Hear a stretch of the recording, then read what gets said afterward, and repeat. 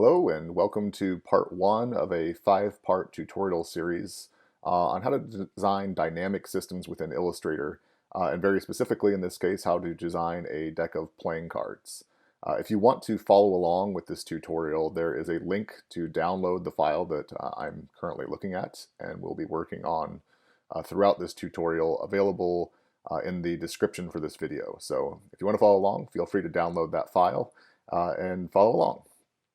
So in this first part here, this little introduction, I want to talk about the intent of this file and how it's set up before we jump into the nitty-gritty technical stuff of Adobe Illustrator.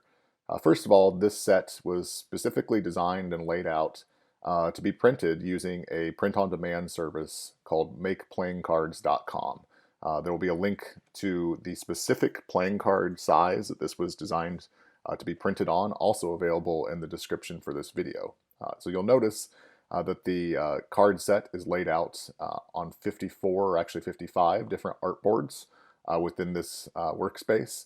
Each row of artboards is dedicated to a different suit. So we have clubs on top, hearts below that, spades and diamonds.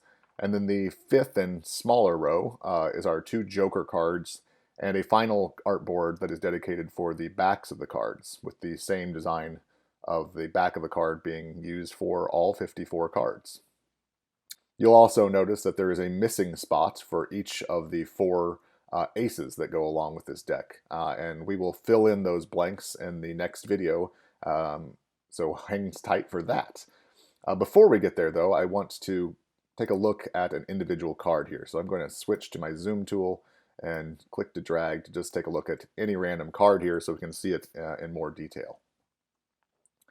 So you'll see each one of the artboards has some pretty consistent elements to it. These templates were set up specifically, once again, to work with the specific card size on makeplayingcards.com. On each card, there are a couple of custom guides that represent very specific things. The inner guide represents the safe area on the card. From the printing standpoint, this means that anything that is inside of this inner light blue line is absolutely going to be printed on the card.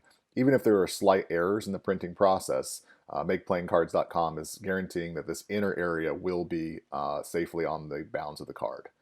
The next blue line out is actually the cut line. This is where the card will be cut, complete with the rounded corners.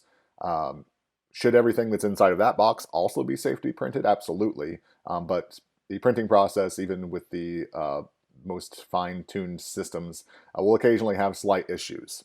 Which brings me to the third area, which is the actual edge of the artboard. This is the bleed area. So if you want to do a full color background or some sort of texture or pattern in the background that you want to extend to the absolute edge of your cards, you'll want to extend that all the way out, actually way past the cut line and into the edge of the artboard. This ensures, once again, if there's some slight errors in the cutting process, that you don't end up with some fine line along the edge or edges of the card where your background fell short of where the element was actually cut, and you end up with a fine white line, which is never great.